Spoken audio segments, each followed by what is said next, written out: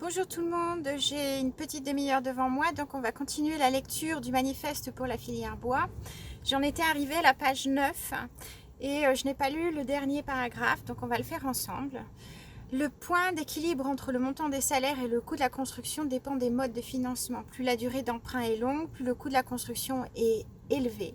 On considère généralement qu'au-delà de 15 ans, l'investissement immobilier n'est plus rentable. Voilà, c'est l'endroit où nous nous étions arrêtés. Et donc, je voudrais revenir là-dessus, parce que c'est quand même un élément essentiel de notre situation sociale en France. Encore une fois, on parle beaucoup des retraites, et je pense que les retraites ne sont pas le seul problème.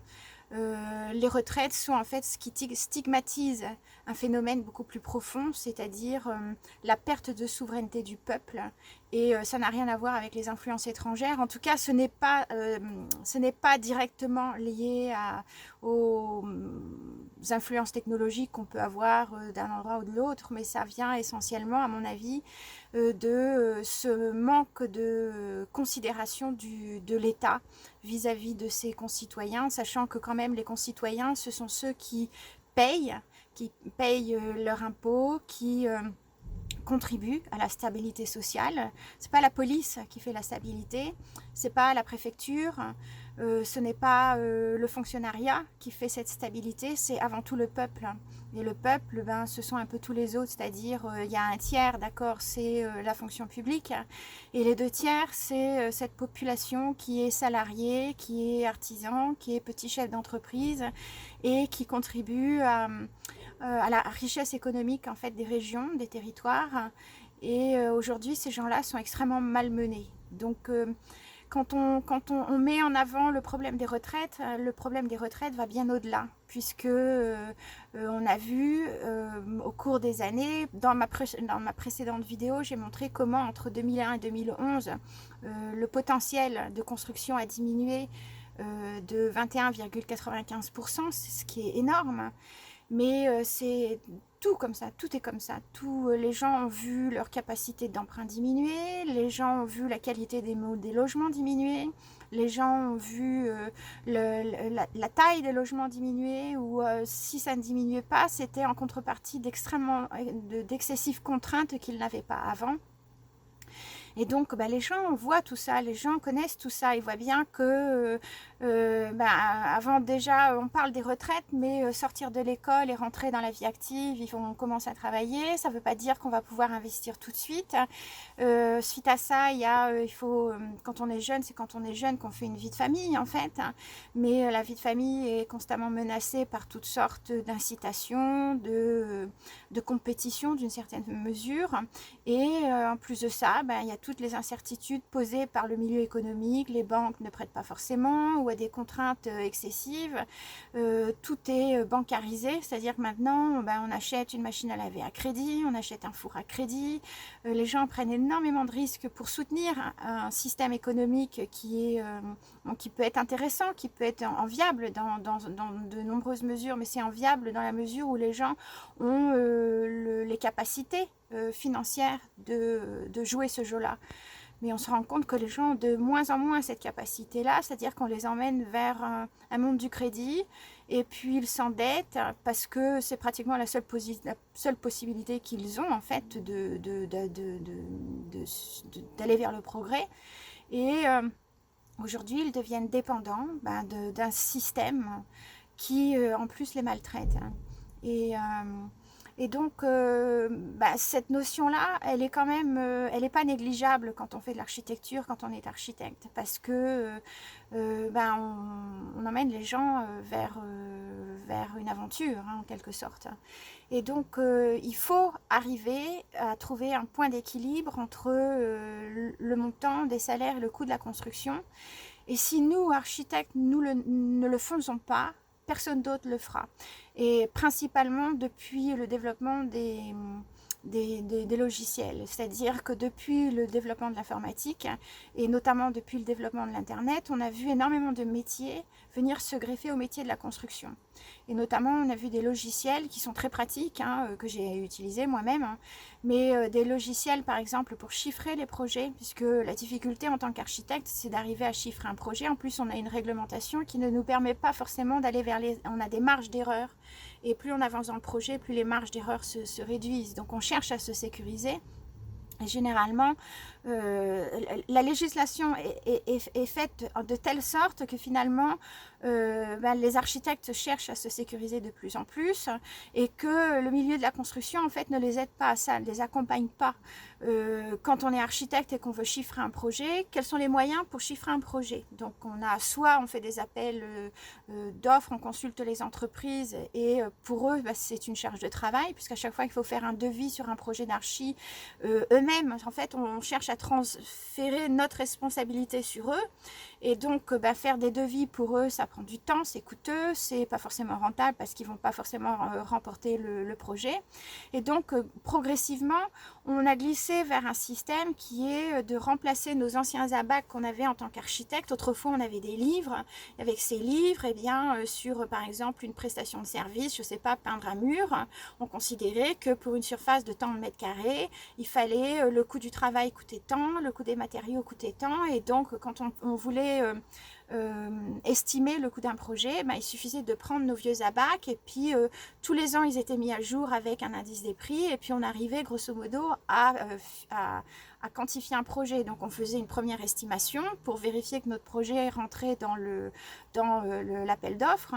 Et puis ensuite, plus on avançait dans le projet, plus on allait vers les entreprises, en sachant avec qui on allait travailler. Et donc, on pouvait se permettre de demander des devis parce que les entreprises savaient qu'ils allaient travailler de toute façon sur le projet. Et puis progressivement, tout ça c'est parti un peu à la dérive. Et les vieux abacs étaient... alors, je ne sais pas comment ils étaient constitués, mais pour les avoir utilisés, on peut dire que les vieux abacs étaient quand même assez proches du terrain, assez réalistes. Et progressivement, on en est venu à utiliser des logiciels qui ont été développés... sous forme de CD au départ, et puis progressivement avec des mises à jour internet, et puis progressivement, au lieu de faire des mises à jour internet, des plateformes internet se sont développées où un artisan, un architecte, un constructeur peut très bien aller sur internet, créer un login, payer une subscription, avec cette subscription, arriver à estimer un projet, c'est-à-dire je veux construire une maison, combien la maçonnerie va coûter, combien la charpenterie va coûter, etc., etc., etc. Mais plus on avance vers ce type de logiciel, plus on va vers un mode de standardisation, c'est-à-dire la richesse technologique disparaît parce que les gens qui fabriquent ces logiciels ne connaissent pas tout. Souvent, ce sont des Américains, donc ils vont tout chiffrer en fonction d'eux-mêmes. Et quand les logiciels sont fabriqués ou développés en France, ils sont essentiellement développés à Paris et ils ne vont pas forcément tenir compte des particularismes régionaux, c'est-à-dire que les tarifs à Paris, le tarif de la main-d'œuvre à Paris n'est pas le même qu'en région. Le tarif des matériaux à Paris est loin d'être celui des régions et tout ça c'est lié au temps de transport, c'est lié au coût de stockage, c'est lié au coût des terrains, c'est lié à pas mal de choses en fait, des paramètres qui vont entrer en ligne de compte. Et progressivement, donc on a vu ces logiciels, standardiser une méthode de chiffrage des projets, mais par des gens qui n'étaient pas forcément issus des milieux de la construction, des gens qui n'allaient pas forcément sur le terrain pour vérifier ce qu'ils faisaient. Donc ils nous avancent des prix, mais parfois, même toujours, parce que j'en ai vérifié quand même pas mal, les prix sont gonflés, mais quand je dis gonflés, c'est-à-dire que par rapport aux vieux abacs qu'on avait autrefois, on va multiplier le temps de fabrication par 2 ou par 3. Donc forcément, ça augmente le coût de la construction. Quand il y a les temps, après il y a les matériaux, donc ils ne prennent pas beaucoup de risques puisque la valeur des matériaux peut être fluctuante en fonction des marchés. Par exemple sur les métaux, c'est l'un des marchés où on a le plus de fluctuations sur des écrous, des vis, des clous, des connecteurs métalliques. Vous pouvez avoir des prix qui vont évoluer dans le temps parce que tout va dépendre du coût, je ne sais pas moi, de l'acier et des matières premières. Donc ces logiciels simplifient un petit peu, mais à beaucoup d'égards simplifient beaucoup trop. Et tout ça, ça a une incidence sur le coût de la construction. On l'a vu lors de la dernière vidéo. Entre 2001 et 2011, le coût de la construction, l'indice du coût de la construction a augmenté de 45,6%. Et mon avis personnel, c'est que cette augmentation découle de cette évolution technologique, enfin culturelle. C'est plus une évolution culturelle, donc qui nous a fait passer d'une estimation des projets à partir de vieux abacts, ces vieux livres qu'on utilisait pour pouvoir quantifier la main-d'œuvre, et puis éventuellement ajuster le coût des matériaux ou même le coût de la main-d'œuvre en fonction des marchés locaux, c'est-à-dire qu'on avait quand même on avait des quantitatifs de matériaux, on avait des quantitatifs du nombre d'heures, et puis avec ça on pouvait facilement jouer. Avec l'informatisation, tout ça, ça a un petit peu disparu, et je pense que les architectes ont voulu aller aussi vers la simplicité. Je pense que parmi les promoteurs immobiliers, ils l'ont vu comme une opportunité de marché. Je pense que certains artisans, d'ailleurs on le voit très très bien, hein, maintenant vous avez des artisans qui roulent avec des Humvee en France. Donc les artisans, beaucoup d'artisans, de plus en plus en tout cas, ont voulu se mettre à vivre comme des, on va dire des chirurgiens, pour faire un comparatif avec participer, faire partie de l'élite. Et on a vu quand même qu'il y a eu des changements culturels assez drastiques. Donc il y a eu le coût de la construction a changé, et en même temps il y a cette décadence en fait c'est une décadence sociale, hein, ça veut dire qu'un certain nombre de personnes ne font plus forcément leur travail de veille et de bienveillance, hein. Et tout ça, ça a eu un impact sur le coût de la construction. Mais suite à la crise économique de 2007, on a eu en plus de ça l'impact sur le coût des emprunts. Donc parfois les taux d'intérêt ont diminué par rapport à ce qu'il y avait avant la crise, mais ce qui a augmenté, c'est la durée des emprunts. Et donc plus on allonge, plus on paye, plus ça coûte cher. Donc vous ajoutez tout l'un à côté de l'autre, vous avez le coût de la construction, la durée des emprunts, et puis du coup, tout d'un coup, la vie devient beaucoup plus difficile pour des jeunes qui sortent sur le marché du travail, qui pensent à fonder une famille, avoir des enfants, et puis en essayant tant bien que mal d'être positifs, d'être de bons parents, et d'influer comment dire, de l'énergie, du rêve à leurs enfants, et ces gens-là n'y arrivent plus, quoi. Ils n'y arrivent plus, et c'est surtout qu'ils savent très bien que leurs efforts ne pèsent plus, que travailler plus ne va rien changer à cette condition-là, puisque c'est quelque chose qui est beaucoup plus c'est un symptôme qui est national, c'est une dérive qui est nationale, c'est pas quelque chose que des individus tout seuls dans leur coin peuvent changer. Travailler plus ne leur permet pas de changer leur situation. Travailler plus longtemps ne va certainement pas changer quoi que ce soit, ça va rendre la vie plus difficile, elle est déjà rendue plus difficile dès leur jeunesse. Et en fait, cette pénibilité, parce qu'il y a la pénibilité du travail, mais il y a la pénibilité de la vie, le poids de la vie. Certes, on a des technologies, maintenant on ne fait plus la lessive à la main, il y a beaucoup de choses qu'on ne fait plus à la main, mais il y a quand même une pénibilité qui est là, et ça on ne l'a jamais évalué, on ne l'a jamais quantifié. On ne quantifie pas par exemple la pénibilité du trajet pour aller sur son lieu de travail, on ne quantifie pas la pénibilité de prendre un train pour aller par exemple de Tours à Paris et travailler toute la journée sans rentrer chez soi le midi. Moi quand j'étais enfant, ma mère rentrait le midi, elle préparait le repas, on mangeait ensemble et elle repartait au travail. C'est-à-dire qu'elle allait travailler, moi j'allais à l'école, mais les repas du midi, on les prenait ensemble. Aujourd'hui, les enfants ne voient pas leurs parents du matin jusqu'au soir. Et puis, les parents arrivent le soir, ils sont vannés. Vannés des transports, vannés de leur journée de travail ininterrompue, parce que même s'ils font une pause café, même s'ils ont une pause repas, c'est toujours à la va-vite avec un sandwich sur le coin d'un bistrot. Et avoir une vie sociale au travail, ça reste quand même assez difficile, puisque le travail c'est quand même un milieu assez compétitif, et de plus en plus compétitif en fait, certainement plus qu'avant. Et que le problème des retraites, c'est prendre en compte un peu tout ça. C'est il faut payer les études, elles sont coûteuses. Il y a beaucoup d'incertitudes au moment de faire ses études. On finit les études, on a un diplôme, on arrive sur le marché du travail, on se retrouve au chômage. La première démarche, pratiquement en sortant d'une école, c'est d'aller pointer à la NPE. Parce que les jeunes ne sont pas formés à l'école pour chercher du travail déjà. Et ou même pour créer leur emploi. Et donc, ça veut dire des années de galère. Et puis, au moment où la maturité quand même finit à arriver en se disant, bon, ça y est, je peux rien attendre de mon pays finalement. J'ai grandi avec beaucoup d'espoir et puis finalement, le pays a déserté. Eh bien, les jeunes rentrent, prennent de ce qu'ils peuvent, font ce qu'ils peuvent, où ils sont exploités parce qu'il y a une telle concurrence que de toute façon, l'exploitation n'a pas diminué avec le progrès social et que à 25, 26 ans, 27 ans, les gens n'arrivent toujours pas à à prendre le contrôle de leur vie. C'est-à-dire qu'ils quittent le foyer familial pour entrer dans une dépendance vis-à-vis de la nation. Et ça, c'est assez nouveau, ça n'existait pas avant. Et ça pose quand même un certain nombre de problèmes économiques, sociaux, environnementaux, parce qu'il y a des conséquences dans tout ça. C'est pareil, on ne voit pas d'études sortir là-dessus. On ne voit pas d'études pour quantifier tout ça. Mais au niveau de la construction, bien, ça veut dire que le profil des clients change,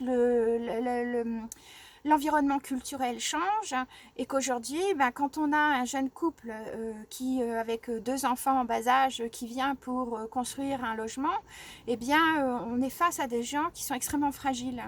Il n'y a pas de droit à l'erreur en ce qui concerne les architectes, mais bon, ça, ce qui est normal, hein, c'est le rôle de l'architecte. Mais en même temps, on sait très bien qu'on emmène des gens vers des projets qui vont les endetter sur très très longtemps et on n'a pas, nous, forcément, en tant qu'architecte, les moyens de répondre à toutes les attentes. C'est-à-dire que les technologies sont moins, on va dire, performantes qu'avant. La qualité des matériaux est relativement plus faible et le coût de la construction est beaucoup plus cher. 45,6%, c'est presque 50%. C'est-à-dire que vous aviez une maison à 100 000 euros avant. Maintenant, il faut payer 150 000 euros pour avoir la même maison. Et aujourd'hui, ça pose quand même ça pose des problèmes d'éthique, une éthique professionnelle. Et on sent quand même que les organisations ne sont pas là. Mais comment dire, dans la situation que l'on traverse aujourd'hui, donc avec cette situation de crise économique, de guerre, etc., je pense qu'il est extrêmement urgent de se pencher sur ces problèmes, c'est-à-dire de faire une étude scientifique, véritablement scientifique, qui puisse peser dans la balance pour montrer aux politiques, pour essayer d'influencer les politiques, pour faire ce travail scientifique qui est d'informer les gens. Et à un moment donné, faire un travail pédagogique vis-à-vis des élus, faire un travail pédagogique vis-à-vis des contribuables. Chaque fois qu'il y a des élections, ça veut dire prendre la parole, se saisir d'un micro pour aller dans la foule, faire des PowerPoint et les placarder absolument partout. Et à un moment donné, porter le message scientifique vers un maximum de gens. Et donc, j'avais cette petite demi-heure disponible devant moi. Je voulais faire ce petit appel, en fait, vis-à-vis des jeunes qui sont encore à l'école, à l'université. Il y en a beaucoup, en fin de leur programme universitaire, qui vont devoir faire des mémoires de fin d'études pour pouvoir passer leur doctorat. Et je les invite à se saisir de ces problèmes sociaux, environnementaux, économiques, et anthropologiques, ethnographiques. Il y a énormément d'études qui devraient être menées et s'ils n'ont pas d'idées pour leur propre programme, pour leur propre projet de fin d'études, je les invite à prendre contact avec moi pour essayer d'évaluer les pistes d'études qui peuvent être menées justement pour réaliser ces enquêtes scientifiques qui vont permettre d'influencer les politiques, les élus locaux, les maires, les conseils municipaux, les régions, les préfets, tous ces gens qui à un moment donné ont la possibilité d'être frappés par la grâce, de la morale et de l'éthique. Et donc, il ne faut pas baisser les bras. Et je pense que la jeunesse est là. Elle est dynamique. Il faut surtout pas, comment dire, il faut pas avoir peur. Et on peut changer les choses. On peut vraiment on peut changer les choses. Ils n'ont pas le pouvoir. Ils cherchent à nous impressionner en nous faisant croire qu'ils ont le pouvoir. Ils ne l'ont pas. Et donc, si vous êtes intéressé par ce sujet, je vous invite à vous mettre en relation avec moi pour voir toutes les pistes d'études qui peuvent être menées. Et je vous aiderai très volontiers à faire vos doctorats, vos études de cas, vos dossiers d'école, pour à un moment donné arriver à faire, je ne sais pas, un exposé, une proposition, et puis essayer de réfléchir ensemble à la manière dont on peut changer les choses. Voilà, j'ai parlé pendant 20 minutes, c'était un petit interlude dans cette lecture du manifeste pour la filière bois, mais je pense aussi qu'il est important de montrer aux gens que les gens ne sont pas que spectateurs. Et je ne fais pas ces vidéos en tout cas pour prendre la parole, ça me fait très plaisir parce qu'en fait, quand je travaillais sur mes innovations, à chaque fois on me donnait des temps de parole de 10 à 20 minutes, ce qui est extrêmement court pour parler de tous ces problèmes de filière, ces problèmes sociaux, le rôle des femmes, le rôle de la maison dans l'évolution d'une famille.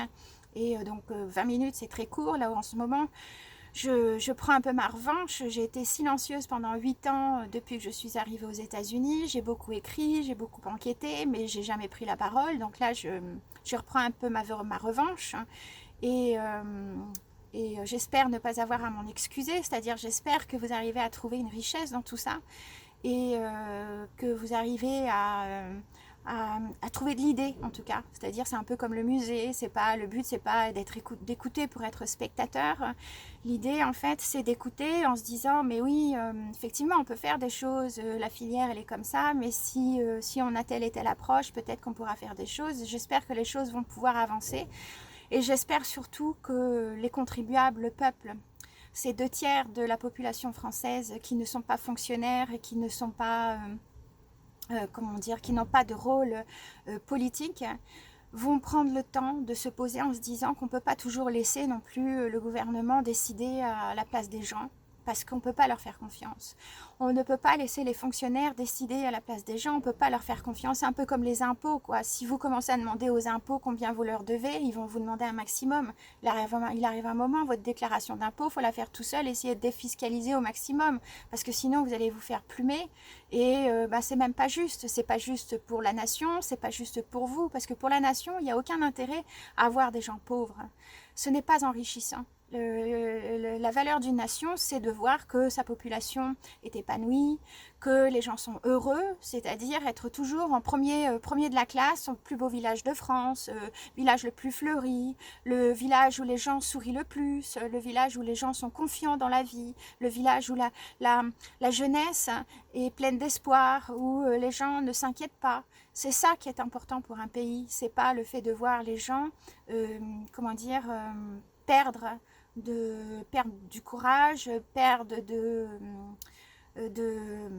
la confiance, perdre même la notion de patriotisme. La notion de patriotisme, c'est ça, c'est de se dire qu'on est tous frères et sœurs, on est tous solidaires dans un projet sociétal, et que même si on a des idées différentes, on a la capacité d'établir un dialogue et de réfléchir ensemble, que dans cette situation de dialogue, on est capable d'être objectif, c'est-à-dire qu'on n'est pas partisan, on ne développe pas des idées simplement pour pouvoir gagner comme une équipe de foot qui veut absolument mettre des points face à l'autre, mais qu'on est capable d'être raisonnable aussi comme un bon père de famille et de se dire, ben oui, des fois on a raison, des fois on a tort, essayer d'analyser la situation et voir un petit peu ce qui nous permet d'avancer le plus loin pour être le plus fort. Parce qu'aujourd'hui, entre l'Europe et le monde et les pays émergents, si on n'est pas fort, on va tout perdre. Et ça va très très vite, c'est très très long pour construire un pays, c'est très très long pour construire une économie, c'est très très long pour construire des valeurs